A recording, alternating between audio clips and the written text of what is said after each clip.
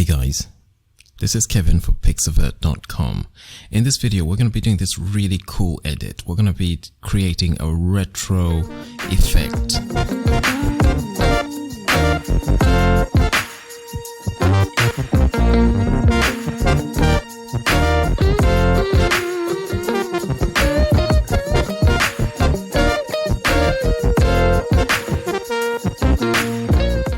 Kind of effect you might get with a cheap camera. And what's really cool about this particular tutorial is that you'll be able to follow this whether you're working in Photoshop, Lightroom, Gimp, inside of Nik Collection. I've done a couple of edits already and we're going to try a third edit.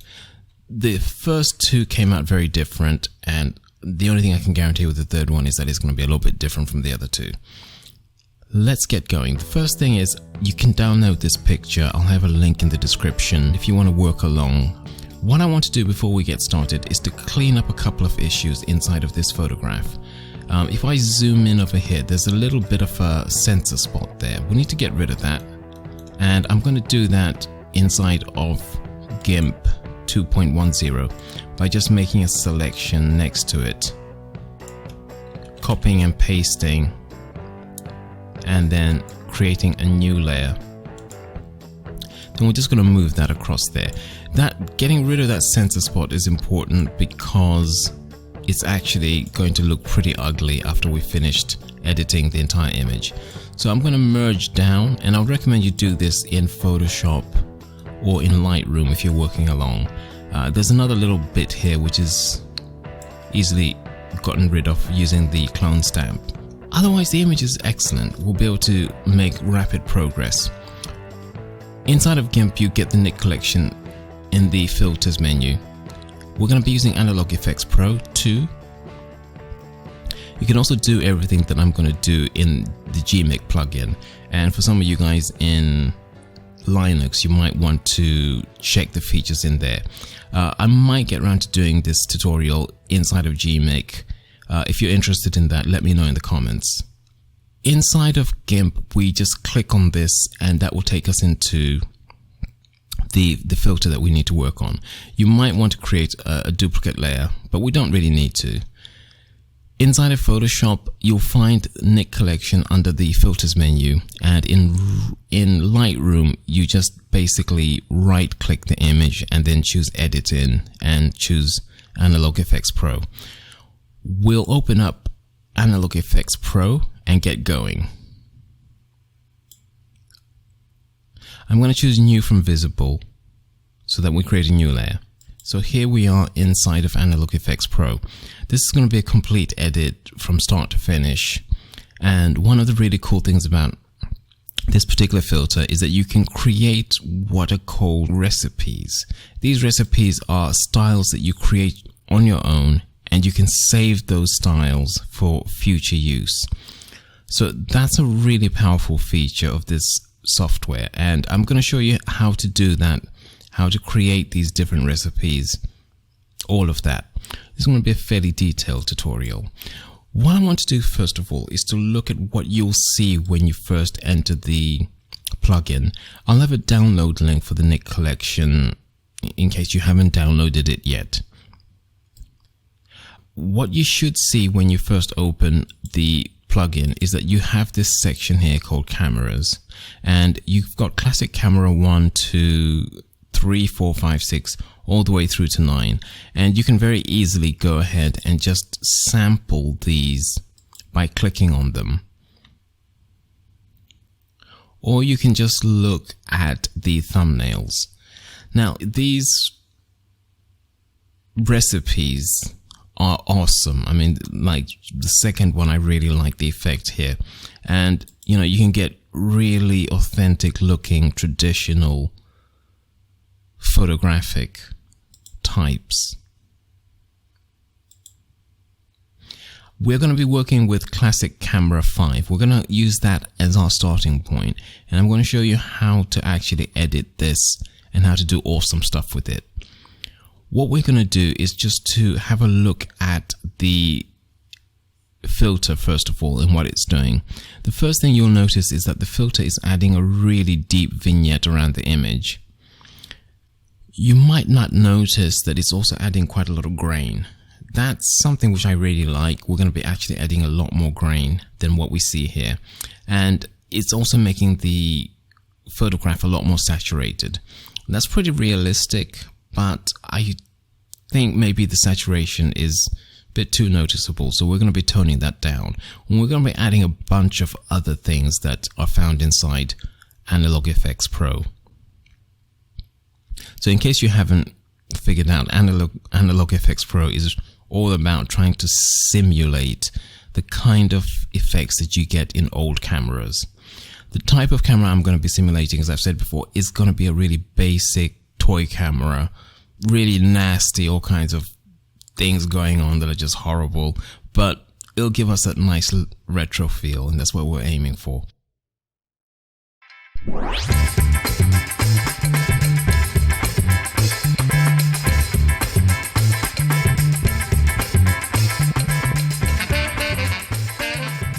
You've got on the right hand side the basic building blocks of the filter that we've got.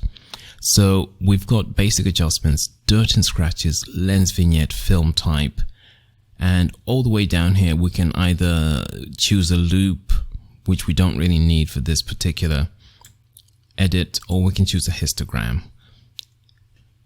You've got drop down menus on each of these sections, so we can go in and edit each of the sections. We're going to do that first of all with basic adjustments, but before we get going, I'm just going to close up the section on the left hand side by clicking on this button here. That just gives us a little bit more room. We can also change the background. What we're going to do first of all is to play around with the brightness and contrast. I want to make this a little bit less contrasty, so we're going to take down the contrast quite a lot. And you start off at -100 and go up to 100. So we're already fairly low. We're minus something already. We're going to go even lower than that. And this is the reason why we had to get rid of that center spot, because it really becomes horrible when you play around with these sorts of contrast levels. I'm also going to increase the brightness so that we see a little bit more of the environment. And the detail extraction is right at the top there. This is a really interesting thing which I don't fully understand. It's best to play around with it to see what it does. It's hard to describe it, but I'm going to go for a somewhat lower detail extraction than we started off with. And the saturation has to come down. It starts off at around 60%. We want it to come down to around 30%. And what's really cool about this filter is that you can come back and edit anything at any time. Until you hit the save button, you can edit anything that you want. We're going to go next to the dust and scratches. For this particular filter, I don't want any dust and scratches, so we'll switch that off. Let's go down to the lens vignette. This is a really important feature here. I want to move it down so that it is centered somewhere in the center of the frame as far as the girl is concerned. I want her to be fully visible and everything else to fade into the background. We're going to keep the amount at -40, and the size can go up just a little bit. So we can take the size of the vignette up to about 70. We go next to the film type. This is where you can get really creative. If you just click on any of these, you'll see that it produces a really different feel to the image. We're working with the subtle menu. We can go down to warm and try out the warm filters.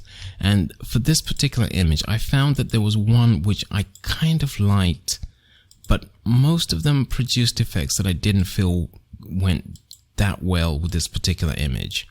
So we're going to go to the cool filters, and here there are a number of different filters that I felt gave a really good balance of color inside the image. That one I really liked. The first number 3 is also very good. But we'll go back to subtle actually, and I think what we'll do, I think what we started off actually with was the third subtle on the right. I wanted the one that is right next to it. So if we go 3 down on the right and then go left 1, we get this one here, which has got nice colors. It's not too dark, not too bright. It just allows the girl to really like be center of the frame, just to really shine. I think this is the one that produced the results that I really liked. So we're going to go for this one. There's a filter just underneath that, or a slider that allows you to choose between neutral and faded. What I really want is a faded effect, but for this particular setting, the number 2 setting, faded just doesn't work. So, you know, I'm going to keep it around center, maybe just fade it a little bit. So I would really like a nice faded effect for this particular filter, but I don't think the colors survive the adjustment. So we're going to tone down the fading until it's almost in the center. So just to the right of where it began. And the strength can go from 0 to 100. We'll keep it at 100. It looks good. Grains per pixel. We need to take that down. And this is where we really can add some grain into the image. I'm going to take it down to around 220. I can't remember where I put it last time, but this is looking pretty good. Around 220, I want a really nice grainy image. Now, the zoom levels can be, we can go to 1 to 1, which is this zoom level that you're seeing here, and we can use the navigator to move around. And with things like grain, you do want to maybe look at it 1 to 1, and maybe look at it at 100 as well. Having done that, I'm going to increase the grain per pixel amount, which will reduce the effect. So we'll go to about 320. That gives us still quite a lot of grain, but it's not too much. We're going to reduce the softness all the way down. So we're going to take that hard left. Now there's a vary button here which we're not going to experiment with. That just changes everything inside the filter. I'm liking what I'm seeing. So what we'll do is bring back the menu. We can actually, before we do that, do a comparison. This is before, this is after. So you can see there's a huge amount of difference right there. Let me just zoom out again and take a look at it. And I think that looks good. I think we'll go with that. We can bring out this menu section again. We're going to add more features to this filter. So we're going to go to this part here called Classic Camera. Now follow along carefully because you don't want to make a mess of things here. There is Control Z, Command Z, but follow carefully because you want to really see what I'm doing here. We're going to click on Classic Camera, and then we're going to go down to Build a Camera, and we're going to click on Camera Kit. This brings up a new menu which reflects everything on the right hand side. So basic adjustments, dirt and scratches, lens vignette and film type are all selected, and they're all selected in bold, or they're all bright on the left hand side as well. I want to add a number of features here. We can add lens distortion, bokeh. Now all you photo snobs should know what bokeh is. I call it bokeh. So you've got these two circles that basically work like an inner protected part of the image and then an outer blurred part. So you've got a kind of increasing blur in the outer circle, and you can create these sorts of effects, and sometimes these work well with your photograph. With this image, not so much. I feel that we want to be able to see the background. So what we're going to do with this one is something a little bit different. We're going to change the type of bokeh or bokeh. I'm going to make it hexagonal just because. And we are going to change the aperture variation to 100%. I'll show you what that does a bit later on. Next, and this is really the big thing, we are going to change the type of bokeh. So we're going to go to this button here. So there's a bokeh style menu with two options. We can go for the one that we were using, or we can go for the one next to it, which is apply tilt shift. We'll click on that one, and this brings up a different control. And with this one, it gives us an effect which is more linear than rounded. And you can see it's just affecting one side of the image, another side of the image, but the kind of parallel to these lines, it's not affecting it at all in the center. So what I want to do with this is to tilt it, and you tilt it using this center bar here, this dotted line in the center. Let me really crank up the strength of the effect so you can see what we're talking about here.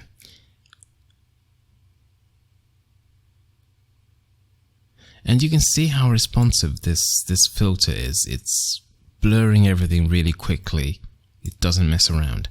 I want to tilt it so that it's kind of lying in this kind of direction at a sort of 45-degree angle. Then we're going to open it up like this, and then we're going to open it up here. So what I'm trying to do is to make sure that we can see the backdrop, because that's an important part of this particular image. I want to see all that architecture in the background.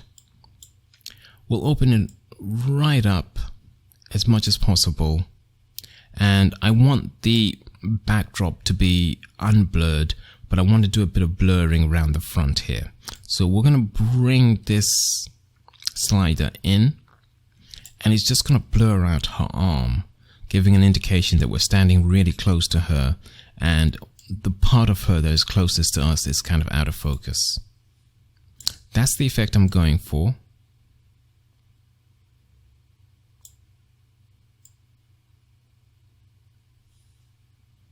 If I move this just above her glasses there, we can then turn down the bokeh strength, or the blur strength, and we just get that nice hint of out of focus blur. So that just gives us, I think, a hint of that sort of cheap camera thing where you can see the edges of the image becoming blurred. And I think that's extreme enough.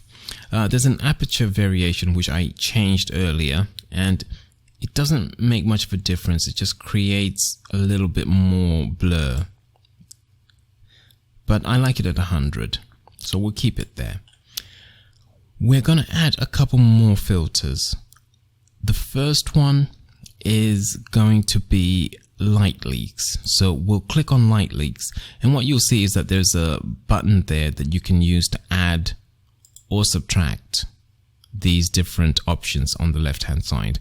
We're going to go for light leaks, and to save time, what I'm going to do is to quickly go through the options here. We've got crisp, and if I click on one of those, you'll see that they give a very different type of light leak to the one that we had initially. I really like this effect. So the first ones are the soft options, and these ones give you, they're nice. They're nice. If you're working in Gimp, you also have some really nice light leaks in that plugin.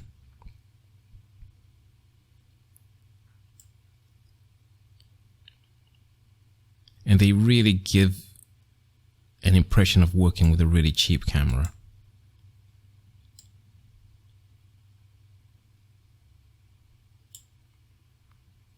We'll go down to the third option, which is the dynamic. These ones are a little bit savage.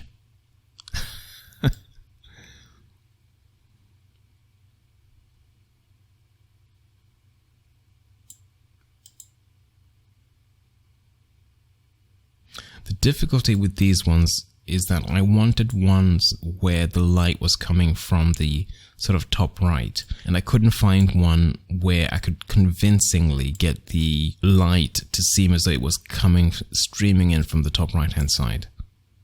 And this is where your chosen aspect ratio, if I'd cropped this image in portrait style, we'll be getting a very different type of light leak to the ones that we're getting here. we're going to go back to crisp, and I'm going to choose, I think, the fourth one down on the right hand side. And what I want to do is to bring it down a little bit so that it's interacting with her hairline. And we're actually going to increase the strength. So we're going to create a really kind of like cheap camera light leak happening there. And I think that's a really nice effect inside of this filter. We're going to try one further thing. Two further things actually. We're going to go to multi-lens. And this is a really intriguing one, which I'm not going to go into complete detail. We're going to choose this 4-frame one. And I want to reduce the vignettes that we're getting. So I'm going to take the vignette down to about 12%. We're going to increase the variation strength so that we get lots of different variations. And then we will play around with this slider here, or this setting right at the bottom, the variation type, until we see a type of variation that is appealing. So what I'm going to do, I'm going to go with the second variation. And the final thing I'm going to do is to play around with the sliders here, these settings here. We first of all come to this one at the bottom and then just increase the size of the image using this box, and let's just zoom out a little bit. You can also rotate it. We're not going to do that. And we'll go to this one as well and increase the size of that until we get a second size. So this is real toy camera territory.